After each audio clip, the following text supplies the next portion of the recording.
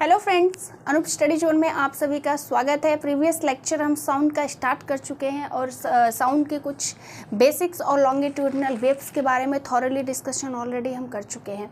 आज लेक्चर जो है कंटिन्यू करेंगे हम साउंड से ही, ठीक है। कुछ और आगे की बातें करेंगे, इंपॉर्टेंट क्वेश्चन के बारे में डिस्कशन भी करेंगे। इससे पहले हम लेक्चर को स्टार्ट करें, फटाफट आप लोग अपने दोस्तों के साथ सेशन को शेयर कर लीजिए, ठीक है। चैनल को सब्सक्राइब कर लीजिए जितने भी लोग चैनल पर नए आए हैं। तो चलिए स्टार्ट करते हैं हम लोग साउंड की, ठीक है। साउंड के बारे में प्रीवियस लेक्चर में डिस्कशन हो चुका है। जो लोग भी नहीं देखे हैं भाई उसको जा करके देख लीजिए ताकि बेसिक्स आपका क्लियर हो जाए।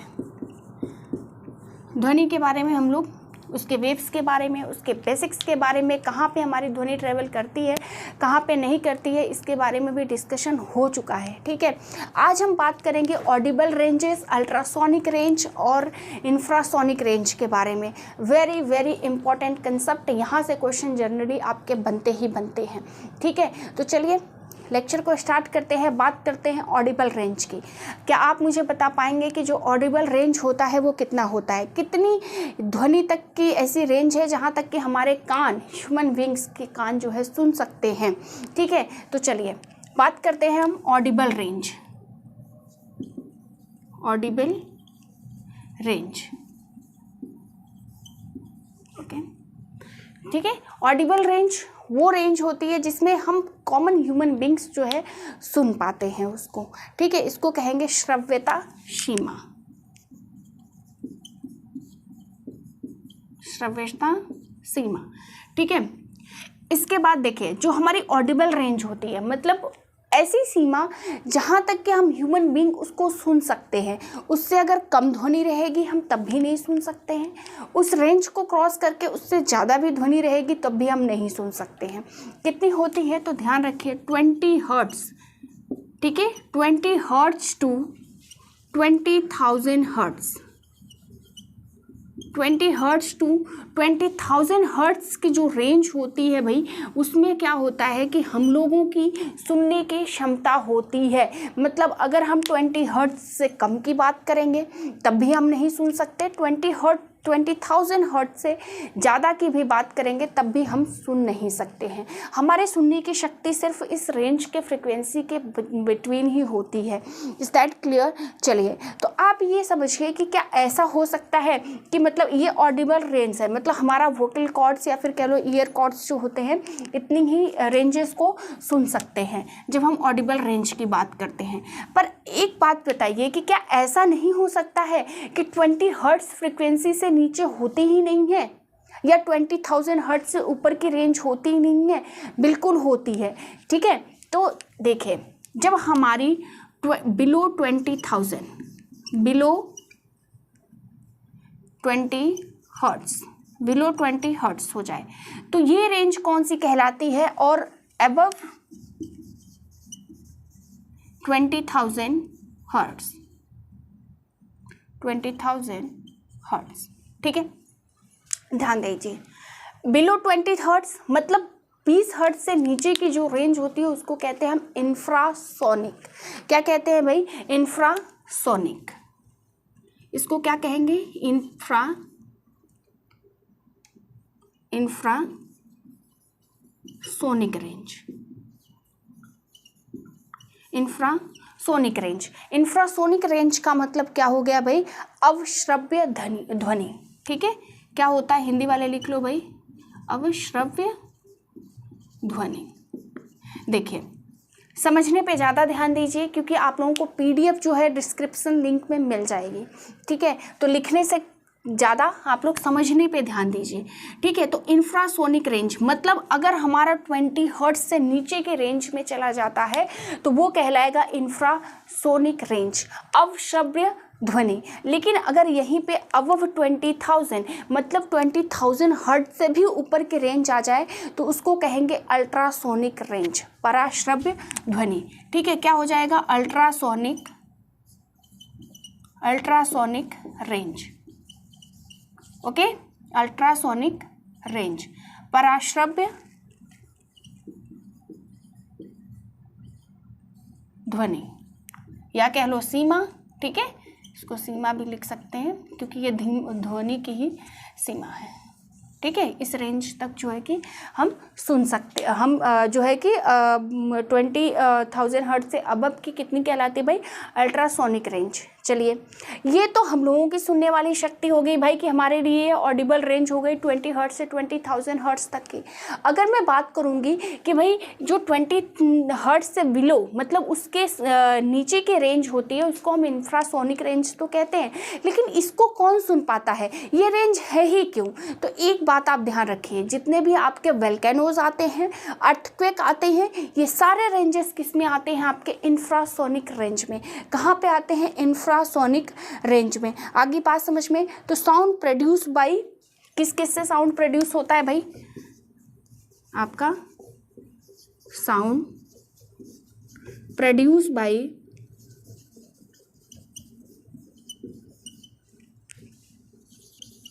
ध्वनि उत्पन्न की जाती है किसके द्वारा? देखिए, वोल्केनोस, अर्थक्वेक मतलब भूकंप, ठीक है, वोल्केनोस, अर्थक्वेक्स, ठीक है। इसके साथ ही साथ किसकी आवाज़ बहुत तेज होती है भाई? जिसकी आवाज़ बहुत ज़्यादा तेज हो, एलिफेंट, व्हेल मछली, ठीक है, हाथी, ठीक है। इसके साथ किसकी भाई, क्या कहा मैंने? व्हेल मछली, व्हेल मछली होती है ना सबसे बड़ी, ठीक है। चलिए, व्हेल मछली, एलिफेंट, हाथी और अर्थक्वेक, वोल्केनोस, ये सब देखिए ऐसी चीज़ें जिनकी साउंड क्या हो ना, ऐसे लोग जिसकी साउंड बहुत तेज हो, बहुत तेज की ध्वनि उत्पन्न कर रहे हो, बहुत ऊंची आवाज़ की। हाथी को देखिए कितना भयंकर चिल्लाता है।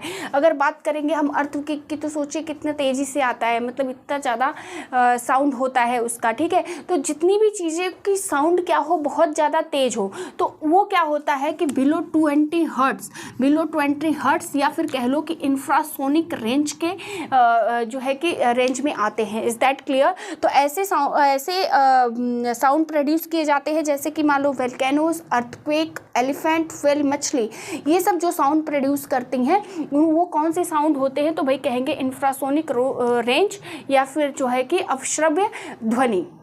Is that clear? Audible range हमारी रेंज हो गई। बात करते हैं अब यहाँ पे अल्ट्रासोनिक रेंज की।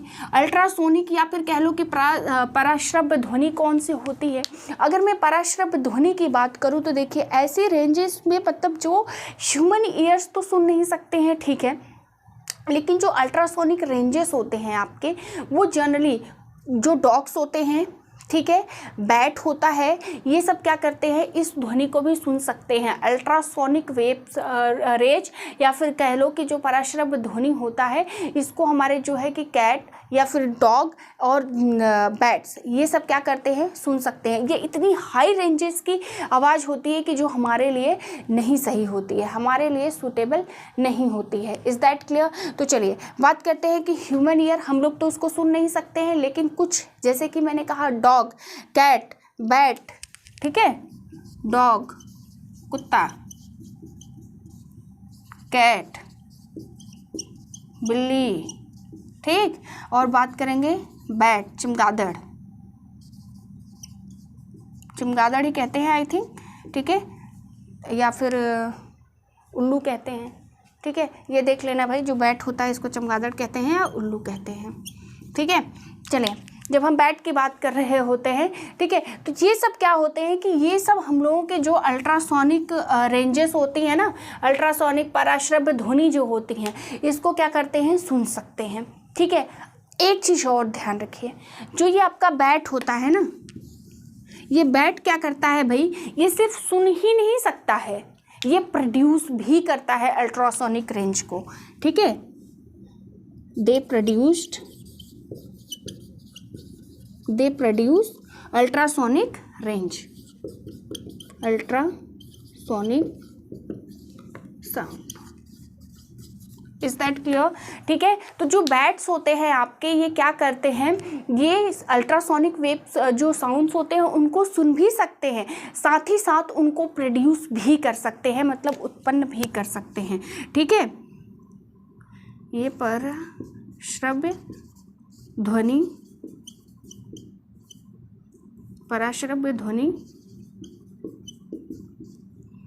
को उत्पन्न करते हैं।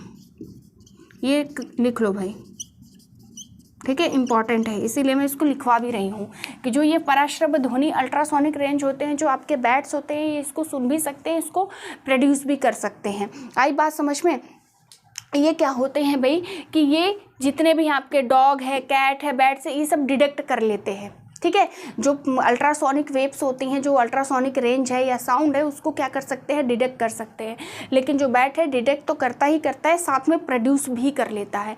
Is that clear? चलिए थोड़ी से कुछ हम एक दो एप्लीकेशंस पढ़ लेते हैं कि अल्ट्रासोनिक रेंजेस हमारे इस्तेमाल कहाँ पे होते हैं, इनके एप्लीकेशंस कहाँ पे होते हैं। ठीक है, तो चलिए यहाँ पे कुछ एप्लीकेशंस में आप लोग लिख लीजिए कि अल्ट्रासोनिक जो क्या कहाँ पे होता है। तो देखिए, जो अल्ट्रासोनिक रेंजेस मैंने क्या कहा, ऐसी रेंजेस जो बहुत हाई हैं, मतलब कहाँ पे इस्तेमाल हो सकती हैं, एज अ सिग्नल मतलब जब भी किसी डिफेंस सर्विसेज में एक जगह से दूसरी जगह सिग्नल्स को सेंड करना होता है बहुत दूर तक, तो वहाँ पे हमारी अल्ट्रासोनिक रेंजेस यूज़ होती हैं।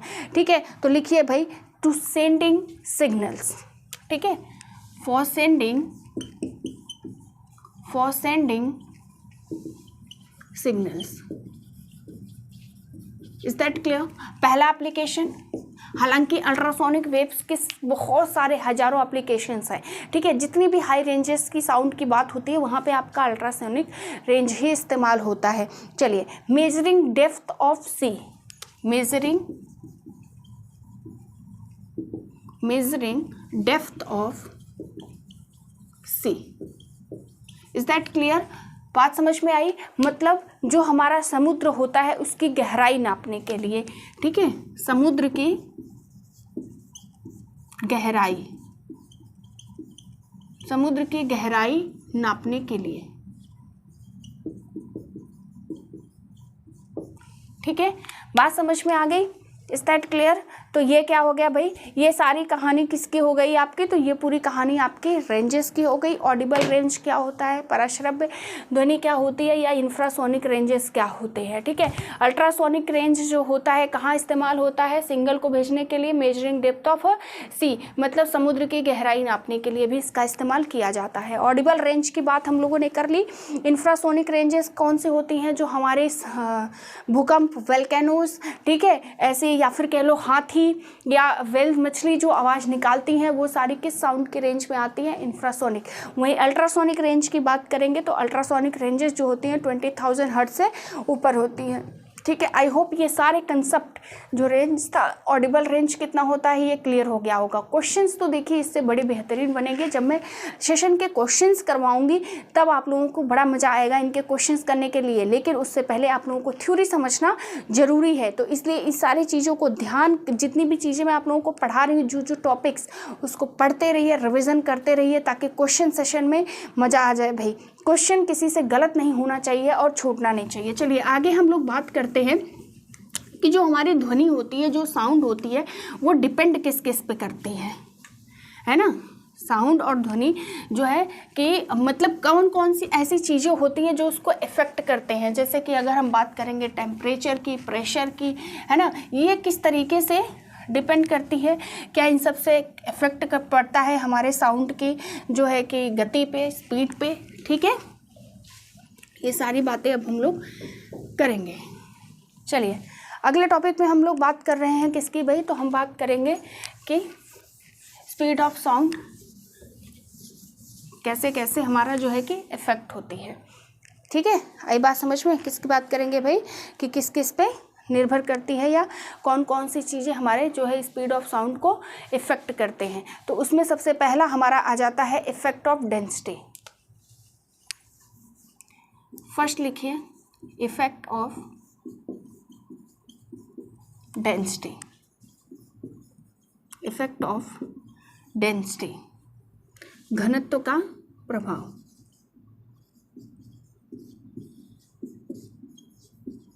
घनत्व का प्रभाव। चलिए बताइए भाई कि अगर हम बात करते हैं इफेक्ट ऑफ डेंसिटी की, हमारे घनत्व क्या क्या प्रभाव पड़ता है साउंड की चाल पे, ध्वनि की गति पे। अगला है आपका effect of temperature. Effect of temperature,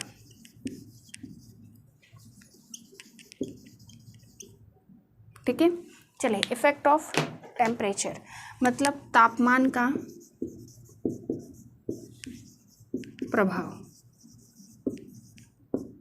चलिए next effect of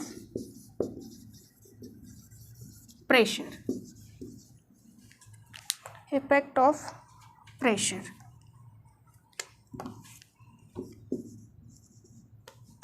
effect of pressure.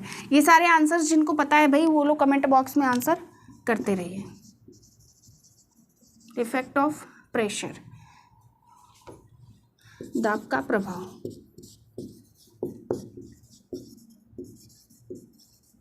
चलिए बताइए भाई, जो डेंसिटी होता है, जो घनत्व होता है, उसका जो होता है साउंड के चाल पे क्या इफेक्ट पड़ता है, ठीक है। ध्वनि की जो गति होती है उस पर किस तरीके का प्रभाव पड़ता है, किसका, तो हमारा घनत्व की, ठीक है। देखिए एक बात हमेशा याद रखिए, जब डेंसिटी ज़्यादा हो, ठीक है, अगर हम डेंसिटी को बढ़ाएंगे, डेंसिटी को अगर हम बढ़ा रहे हैं, घनत्व को अगर हम लोग बढ़ा रहे हैं, तो ये समझिए कि स्पीड ऑफ साउंड भी बढ़ेगी। स्पीड ऑफ साउंड,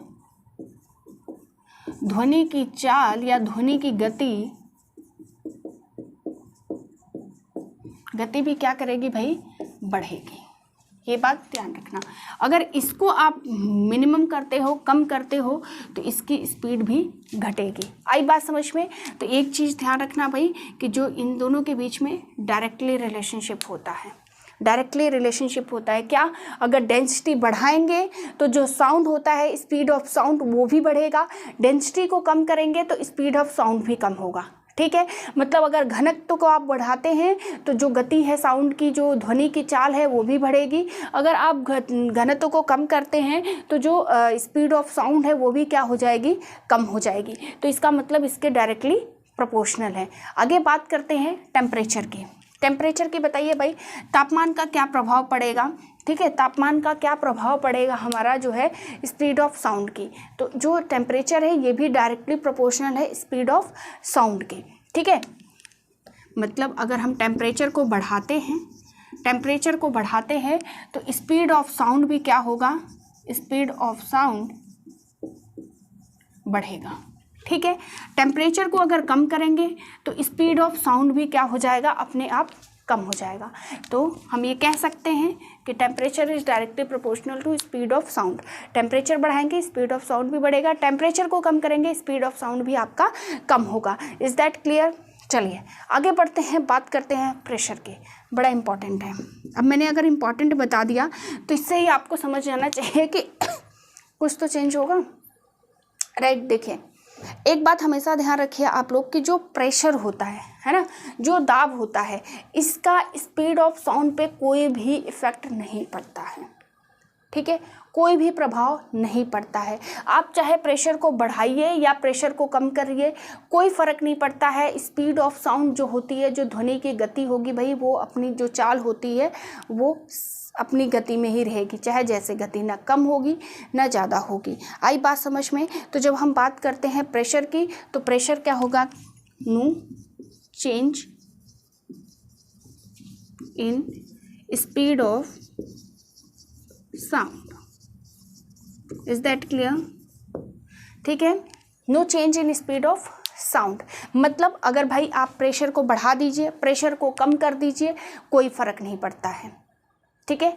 तो ये कह सकते हैं कि भी स्पीड ऑफ साउंड, ठीक है, लिखिए speed of sound, speed of sound does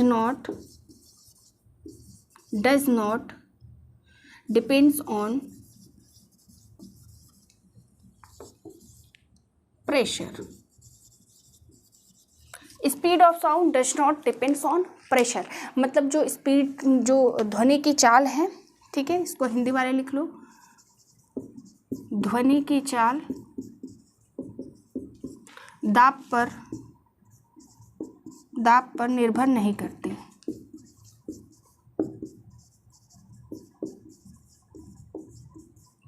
clear हो गया भाई? ठीक है, तो एक चीज़ ध्यान रखिए भाई, यहाँ पे ये कंसेप्ट क्लियर कर लीजिए, प्रेशर का स्पीड ऑफ साउंड पे कोई भी फ़र्क नहीं पड़ता है। आप प्रेशर बढ़ाइए, प्रेशर घटाइए, कुछ भी करिए, जो साउंड की चाल है उस पर कोई फ़र्क नहीं पड़ता है। साउंड तो अपना काम करता रहेगा भाई, चलता रहेगा। तो ये कुछ इंपॉर्टेंट पॉइंट्स थे जहाँ से कि आप लोगों के क्वेश्चंस कई बार जनरली बन जाते हैं। अगर लेवल थोड़ा सा भी ऊंचा करने का कोशिश किया तो ये क्वेश्चन डेफिनेटली आपके एग्जाम में बनने जा रहा है। ठीक है, चलिए, तो डेंसिटी क्या होता है भाई? डायरेक्टली प्रोपोर्शनल होता है स्पीड ऑफ साउंड के। अगर डेंसिटी बढ़ाएंगे, घनत्व बढ़ रहा है, तो चाल की जो स्पीड है, गति भी बढ़ेगी। जब बात करते हैं टेम्परेचर की, जब टेम्परेचर आप बढ़ाएंगे तो अभी आपकी जो स्पीड होती है साउंड की वो बढ़ेगी। वहीं अगर मैं बात करूँगी प्रेशर की, तो प्रेशर पे हमारे जो स्पीड ऑफ साउंड होती है वो निर्भर नहीं करती है, जो स्पीड होती है। ठीक है, अगर आप साउंड की चाल की मतलब प्रेशर आप जो है बढ़ाइए घटाइए, दाब के साथ कोई भी छेड़खानी करिए, भाई जो स्पीड होती है साउंड की वो सेम एज इट इज़ रहेगी, कोई उसमें बदलाव नहीं होगा। ठीक है, ये कुछ इंपॉर्टेंट टर्म्स थे जहाँ से क्वेश्चंस जनरली बन जाते हैं। देखिए, अगर क्वेश्चन का लेवल लो है तो ये ऐसे क्वेश्चंस नहीं बनते हैं, लेकिन जैसे ही आपका क्वेश्चन का लेवल बढ़ा, ठीक है, वैसे ही ये क्वेश्चंस बनने की पूरी संभावना आपके एग्ज़ाम में हो जाएगी। ठीक है, इसलिए जितनी भी चीज़ें मैं बता रही हूँ आप लोगों को, ये बेसिक से एडवांस है, इतना आप लोग कर लेंगे तो यकीनन आपका एक भी क्वेश्चन यूपीपी में छूटने वाला नहीं है। एक क्वेश्चन बड़ा इंपॉर्टेंट सा आता है भाई, relation between speed of sound, ठीक है, speed of sound, frequency and wavelength. Relation between speed of sound and frequency and wavelength. ठीक है, तरंग दैर्घ्य,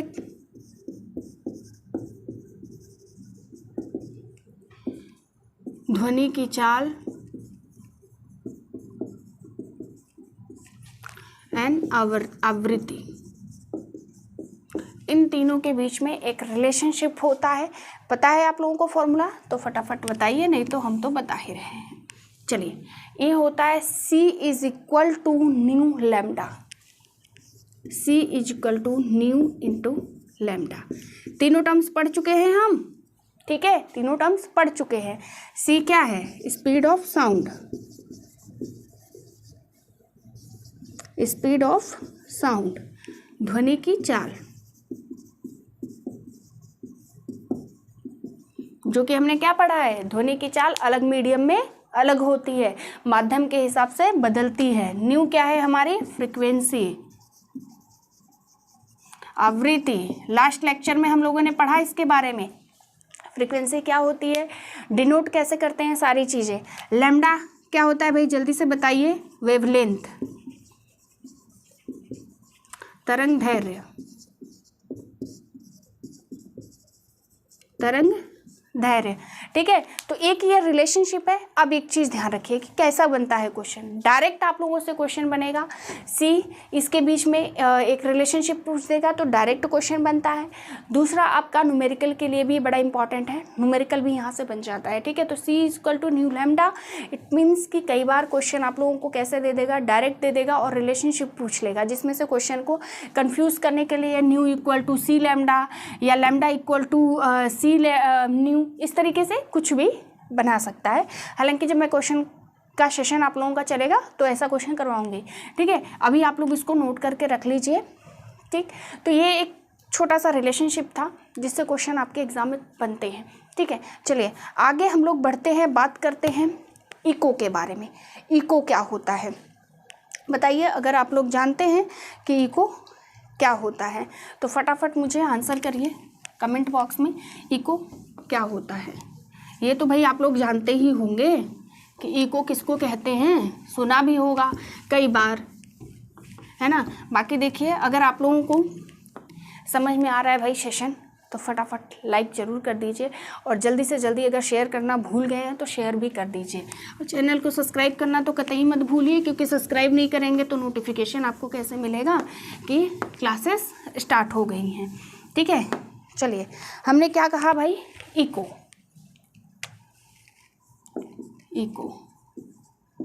इको की जब हम बात कर रहे होते हैं मतलब प्रतिध्वनि, इको हिंदी वाले लिख लो भाई, प्रतिध्वनि। बताइए इको क्या होता है, प्रतिध्वनि क्या होती है। कई बार आप लोगों ने इसको पढ़ा होगा कि भाई प्रतिध्वनि क्या होती है। ठीक है, देखिए प्रतिध्वनि क्या होती है, कई बार आपने नोटिस किया है कि जब एक ही ध्वनि बार बार बार बार हमें सुनाई दे रही होती है, उसको हम क्या कहते हैं कि वो इको हो रहा है, प्रतिध्वनि हो रही है। जैसे अगर आप बंद कमरे में बात करेंगे, ठीक है, अगर बंद कमरे में आप अकेले हैं तो आप वहाँ पे अगर कुछ भी बोलेंगे तो आप क्या देखेंगे कि आपकी आवाज़ खुद आपको सुनाई देती है, उसी को हम कहते हैं इको। और इको होता क्यों है, क्यों हम लोगों को ये आवाज़ रिवर्स हमें सुनाई देती है, ठीक है, इसके बारे में हम बात करेंगे। तो पहली बात क्या हो गई कि इको क्या होता है, तो इको क्या होता है, मल्टीपल रिफ्लेक्शन ऑफ साउंड। ठीक है, मल्टीपल रिफ्लेक्शन ऑफ साउंड।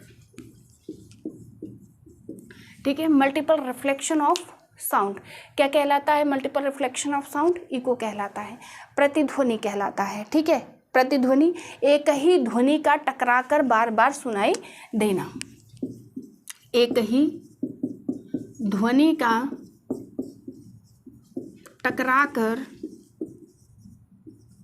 बार बार सुनाई देना, बार बार सुनाई देना। इज दैट क्लियर, क्या कहलाता है, इको कहलाता है।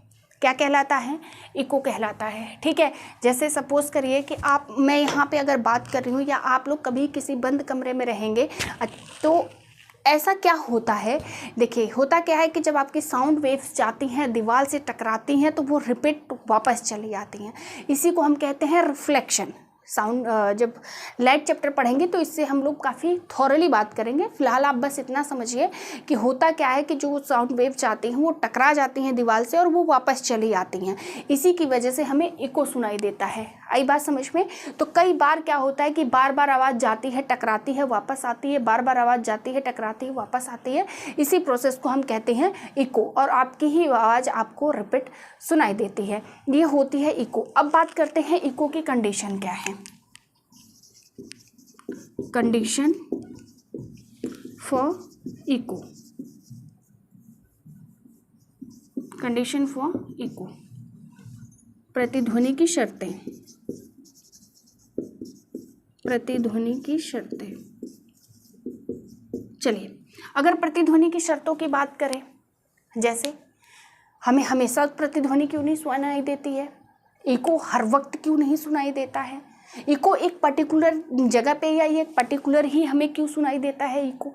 ठीक है, तो इसकी कंडीशंस होती हैं। पहली कंडीशन क्या होती है, ठीक है, नोट कीजिए। फर्स्ट कंडीशन क्या होती है, होता क्या है कि मान लीजिए आप रूम में हैं, ठीक है, आपने बोला, आप एक श्रोता है या कह लो कि मतलब जो आप इनिशिएट कर रहे हैं, आपके यहाँ से साउंड गई और सामने वाले दीवार से टकरा गई, रिफ्लेक्ट होकर के वापस चली आई, तो आपको इको सुनाई देने लगता है। लेकिन ये हर वक्त इसलिए नहीं होता है क्योंकि जब आपने बोला और जो रिफ्लेक्शन का सरफेस है, आपकी जिस सतह से टकरा रही है आवाज़, उन दोनों के बीच में मिनिमम जो दूरी होती है, मिनिमम जो डिस्टेंस होती है, वो कितना होना चाहिए, 17 मीटर। कितना होना चाहिए भाई, मिनिमम कितना होना चाहिए, 17 मीटर। इज दैट क्लियर, कितना होना चाहिए, 17 मीटर। अगर 17 मीटर से कम है या 17 मीटर से ज़्यादा है तो आपको इको सुनाई नहीं देगा। क्यों, ठीक है, चलिए बात करते हैं कि the distance between source of sound, distance between source of sound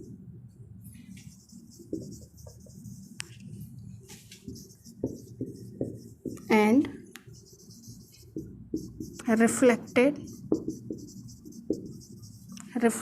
surface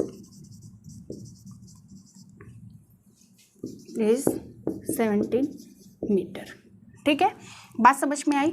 मतलब हमारी क्या बात हो गई भाई कि जो हमारा परावर्तन सरफेस है और जो हमारा सोर्स है, मतलब जहाँ से हमें सुनाई देना स्टार्ट होता है, मतलब सपोज करिए कि मैं एक सोर्स हूँ, मैं बोल रही हूँ, बात कर रही हूँ, मेरी तरफ से आवाज़ गई और दीवार क्या है, एक तरीके का रिफ्लेक्टेड सरफेस है। दीवार से आवाज़ टकराई, वापस आई, मैंने बोला, दीवार पे गई, दीवार से टकराई और फिर से वापस आई, जिसकी वजह से क्या सुनाई देगा मुझे, इको, मतलब मेरी ही आवाज़ मुझे बार बार रिपीटेटिवली सुनाई दे रही है। ठीक है, तो वही क्या कहलाता है, हमारा इको। तो उसके बीच में, मतलब मैं जहाँ से बात कर रही हूँ और जो दीवार टकरा रही है, उन दोनों के बीच में मिनिमम दूरी कितने का होना चाहिए, 17 मीटर की दूरी होनी चाहिए। अगर 17 मीटर की दूरी नहीं होती है, उससे ज़्यादा होती है, उससे कम होती है, तो इको हमें सुनाई नहीं देता है। Is that clear? चलिए नेक्स्ट कंडीशन की बात करें। दूसरी कंडीशन अगर क्या हो, कब हमें इको सुनाई नहीं देता है, कब हमें इको सुनाई नहीं देता है, तो एक बात ध्यान रखिए कि जब लिसनर क्या करता है भाई, लिसनर जो होता है, मतलब मान लीजिए मैं सुन रही हूँ, ठीक है, तो जो लिसनर होता है, अगर रिफ्लेक्टेड सरफेस जहाँ से हमारा परावर्तन हो रहा है, जब जो आपका लिसनर होता है परावर्तन, मतलब जो दीवार हो गई, सपोज करिए आपकी रिफ्लेक्टेड सरफेस उसके बहुत पास हो, मतलब अगर मैं इस दीवार के बहुत ज़्यादा पास रहूँगी तो सीधी सी बात क्या है कि 17 मीटर से कम दूरी अगर तय कर रही है तो वहाँ पे हमें क्या होता है, इको सुनाई नहीं देता है। ठीक है, तो व्हेन लिसनर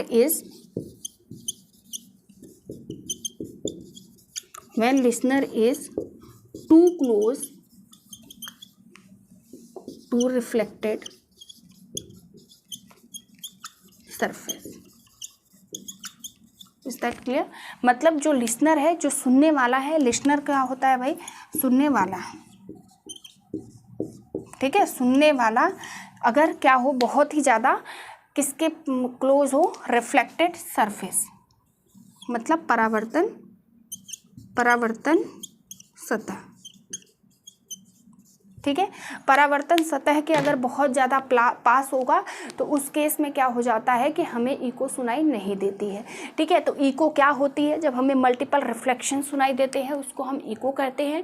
दूसरी बात, इको की कंडीशंस क्या होती हैं, तो इको की दो कंडीशन सपोज करिए, वो होती एक ही एक्चुअली, ठीक है, कि जो डिस्टेंस होती है, जो दूरी होती है सोर्स साउंड और जहाँ से रिफ्लेक्शन हो रहा हो, उन दोनों के बीच में दूरी कितनी होनी चाहिए, 17 मीटर। 17 मीटर से अगर कम हो जाएगी, ये 17 मीटर याद रखना, क्वेश्चन बनता है यहाँ से कि रिफ्लेक्टेड सरफेस और सोर्स सरफेस के बीच में इको के लिए कितनी डिस्टेंस होनी चाहिए, तो 17 मीटर की होनी चाहिए। अगर 17 मीटर से कम की दूरी होगी तब भी नहीं सुनाई देगा, ज़्यादा की होगी तब भी नहीं सुनाई देगा।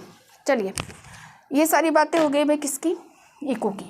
बात करते हैं क्वालिटी ऑफ साउंड। ठीक है, क्वालिटी ऑफ साउंड की बात करते हैं, जिसमें हम बात करेंगे पिच और loudness. Very very important question, यहाँ से भाई क्वेश्चंस आप लोगों के बनने के बड़े बड़े चांसेस हैं। ठीक है, चलिए बताइए क्या जानते हैं आप लोग लाउडनेस और पिच के बारे में, लाउडनेस और पिच के बारे में। देखिए बहुत ही इम्पॉर्टेंट है और यहाँ से जनरली क्वेश्चन बनते भी हैं आपके एग्ज़ाम में, जब बात होती है किसकी, लाउडनेस एंड पिच के। ठीक है, चलिए बात करते हैं हम किसकी, quality of sound, quality of sound, ध्वनि की गुणवत्ता, ध्वनि की गुणवत्ता।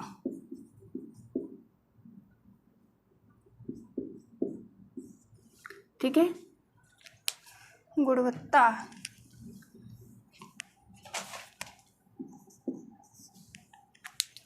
चलिए बताइए गुणवत्ता का मतलब क्या हो गया भाई। क्वालिटी की जब बात करते हैं तो क्या मतलब हो गया इसका,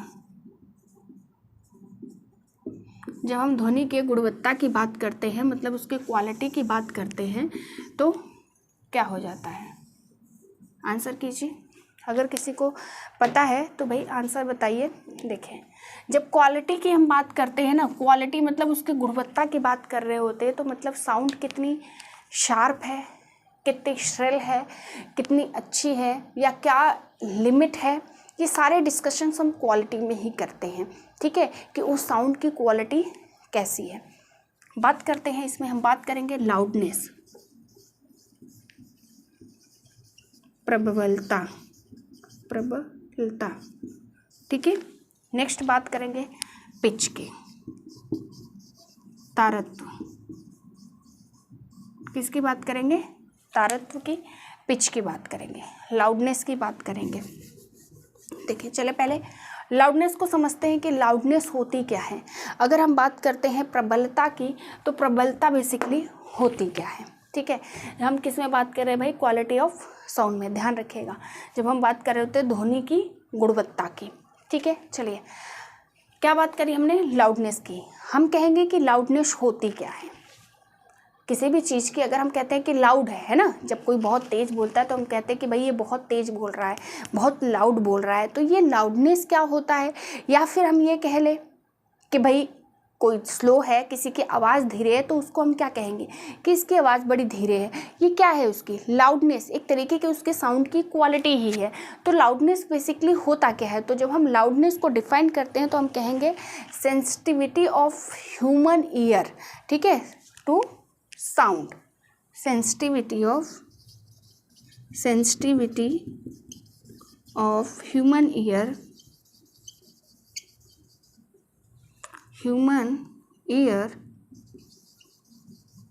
टू साउंड। ठीक है, sensitivity of human ear to sound. ठीक है, ध्वनि की प्रति संवेदनशीलता, ध्वनि के प्रति संवेदनशीलता।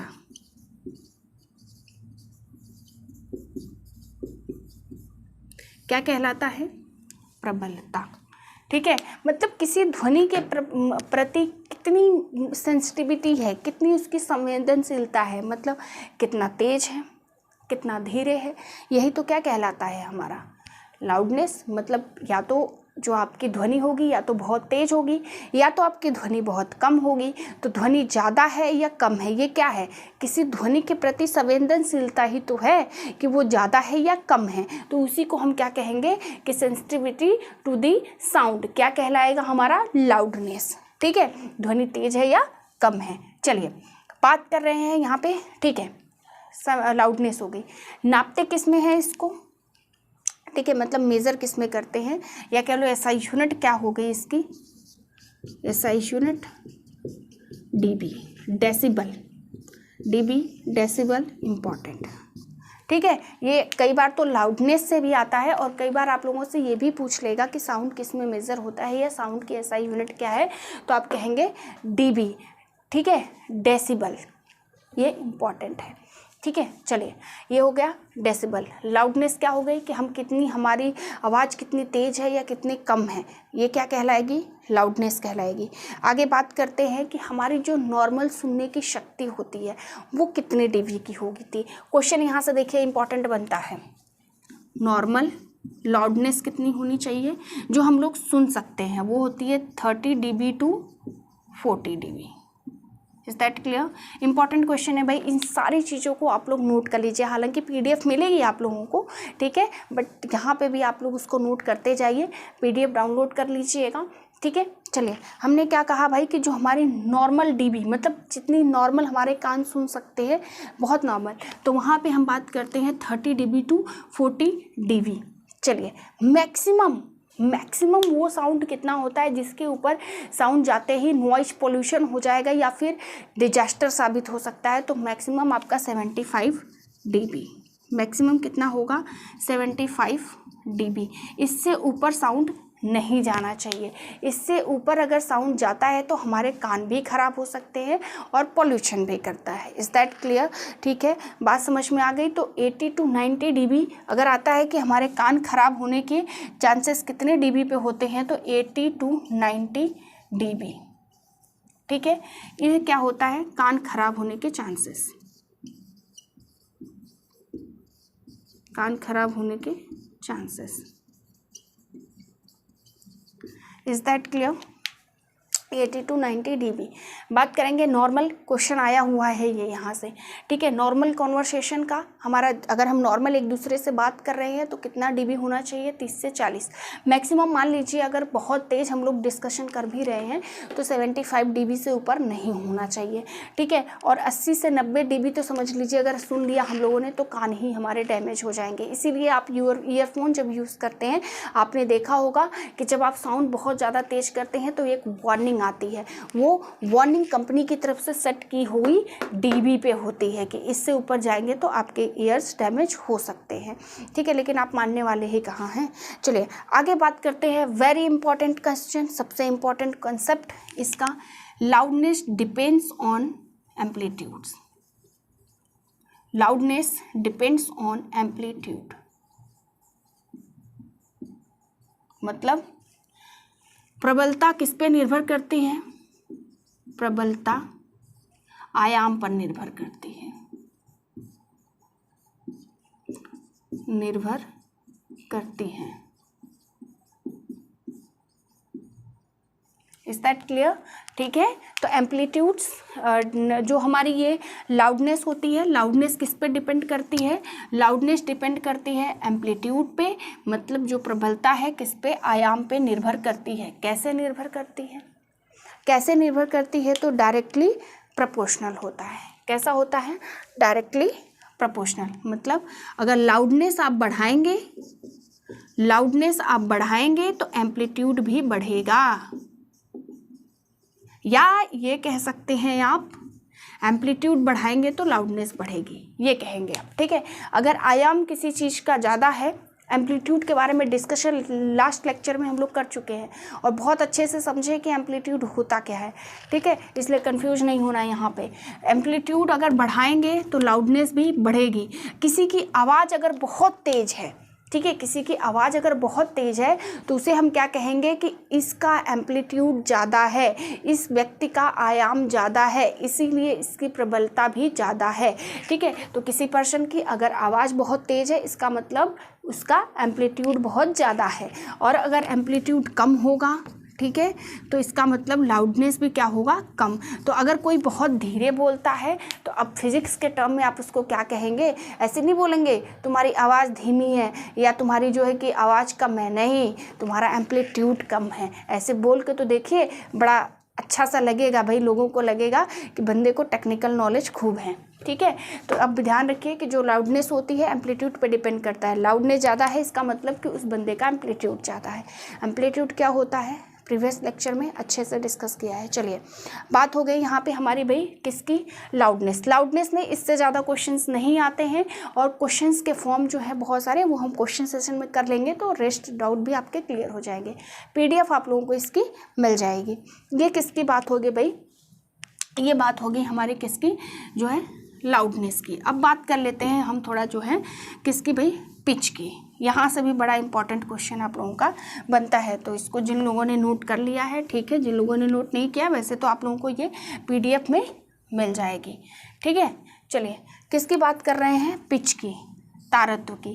पहली बात ध्यान रखिए, pitch depends on frequency. Very important question, very important question. Pitch depends on frequency, ठीक है। पिच डिपेंड्स ऑन फ्रीक्वेंसी मतलब तारत्व आवृत्ति पे निर्भर करता है,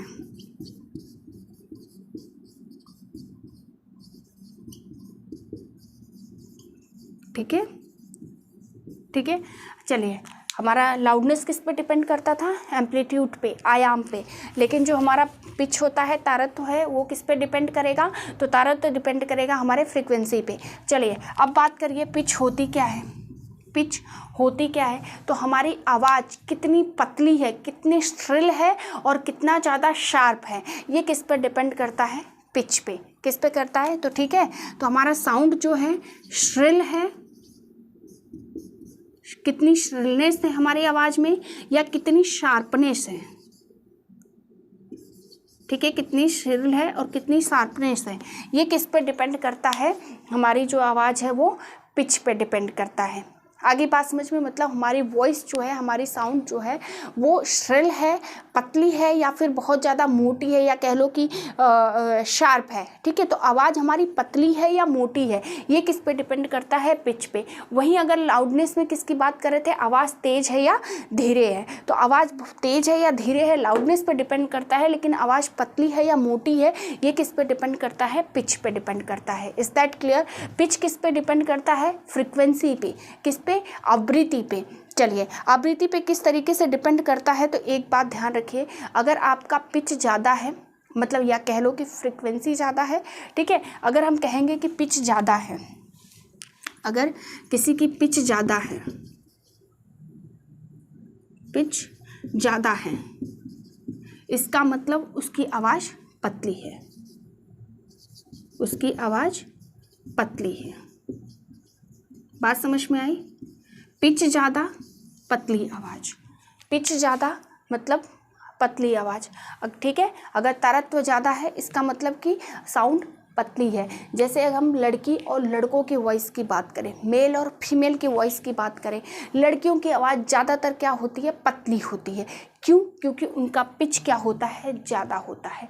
जिसका पिच ज़्यादा उसकी आवाज़ पतली। तो लड़कियों की पिच क्या होती है? बहुत ज़्यादा होती है, इसीलिए उनकी आवाज़ पतली होती है। वहीं अगर मैं बात करूँगी मेल की, तो मेल का क्या होता है? पिच कम होता है। ठीक है, ये लिख लीजिए। फीमेल के केस में क्या होता है? पिच ज़्यादा होता है। मेल के केस में क्या हो जाता है? पिच कम होता है। ठीक है, इसीलिए लड़कों की आवाज़ थोड़ी मोटी होती है क्योंकि उनका पिच कम होता है। लड़कियों का पिच ज़्यादा होता है, इसलिए आवाज़ उनकी पतली होती है। ये ध्यान रखना, कहीं ऐसा नहीं कि कंफ्यूज हो जाओ। हमेशा ध्यान रखना, पिच ज़्यादा मतलब आवाज़ पतली, और आवाज़ पतली किसकी होती है? लड़कियों की। Is that clear? I hope clear होगा। चलिए, एक क्वेश्चन मैं आप लोगों को देती हूँ। ठीक है, क्वेश्चन क्या है? अगर सपोज करिए मम्मी, पापा और बच्चा, या कह लो पापा, ठीक है, मतलब फादर हैं आप ही के घर में, ठीक है, फादर, मदर एंड बेबी। ठीक है, फादर, मदर एंड बेबी। ठीक है, इस केस में बताइए बढ़ते क्रम में लाउडनेस, प्रबलता किसकी ज़्यादा होगी? इस केस में बताइए पिच, तारत्व के बारे में बताइए, किसकी लाउडनेस ज़्यादा होगी, किसकी लाउडनेस कम होगी? इस केस में बताइए दूसरे वाले में कि पिच किसकी ज़्यादा होगी और किसकी कम होगी। चलिए फटाफट बताइए मुझे आप लोग कि क्या इसका आंसर होगा। ठीक है, देखिए लाउडनेस, खुद आप लोग सोचिए कि जब हम लाउडनेस की बात कर रहे होते हैं, प्रबलता की बात कर रहे होते हैं, तो भाई पापा की आवाज़ हमेशा क्या होती है? ज़्यादा होती है, फिर मम्मी की होती है, फिर बेबी की होती है ना, फिर बच्चे की होती है। लेकिन पिच का मतलब मैंने क्या बताया? पिच ज़्यादा मतलब आवाज़ पतली, पिच ज़्यादा मतलब आवाज़ पतली। तो आवाज़ किसकी सबसे ज़्यादा पतली होती है? बच्चे की, फिर मदर की, फिर फादर की। आवाज़ सबसे ज़्यादा जो है, सबसे ज़्यादा आवाज़ किसकी पतली होती है? बेबी की, फिर मदर की, फिर फादर की। तो पिच के केस में ये उल्टा हो गया। ठीक है, लेकिन लाउडनेस के केस में बात करेंगे तो फादर की लाउडनेस ज़्यादा, फिर मदर की, फिर बेबी की। Is that clear? Is that clear? I hope ये सारी चीज़ें आप लोगों को क्लियर हो गई होंगी। बात हम लोगों ने लाउडनेस की कर ली और पिच की कर ली। Is that clear? ठीक है, ठीक है। चलिए, तो लाउडनेस किस पे डिपेंड करता है? आयाम पे, एम्पलीट्यूड पे। एम्पलीट्यूड ज़्यादा मतलब लाउडनेस भी ज़्यादा। पिच किस पे डिपेंड करता है? फ्रीक्वेंसी पे। Very important question, repeated question है, कई बार एग्जाम में आया है और इम्पॉर्टेंट भी है। ठीक है, चलिए, पिच क्या होती है? आवाज़ हमारी पतली है या मोटी होना। ये किससे हम डिफाइन करते हैं? पिच से, तारत्व से। आवाज़ तेज है या धीरे है, किससे देखते हैं हम? लाउडनेस से। ठीक है, अगला डिफरेंस क्या है? नेक्स्ट डिफरेंस क्या हो गया भाई कि देखिए, पिच जिसकी जितनी ज़्यादा पिच उतनी ही पतली आवाज़। तो लड़कियों की पिच ज़्यादा होती है, इसीलिए आवाज़ पतली होती है। तो आई होप ये सारे कंसेप्ट आप लोगों को क्लियर हो गया होगा और सेशन समझ में आया है तो लाइक करना नहीं भूलेंगे।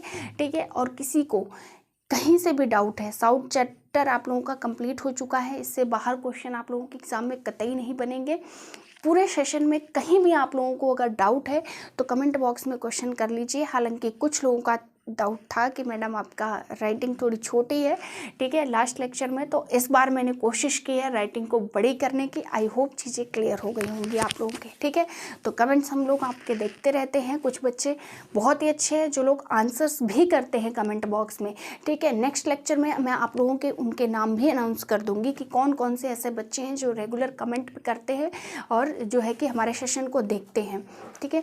तो आई होप ये लेक्चर आप लोगों को क्लियर हो गया होगा। तो नेक्स्ट सेशन के लिए जो है नेक्स्ट चैप्टर हम लोग स्टार्ट करेंगे, लाइट प्रकाश चैप्टर को स्टार्ट करेंगे। तो चलिए, कितने एक्साइटेड है आप लोग प्रकाश चैप्टर को पढ़ने के लिए, जरूर कमेंट बॉक्स में आंसर करिएगा। सेशन एंजॉय करिए, डाउट अपना जो है कमेंट बॉक्स में लिखिए। Thank you.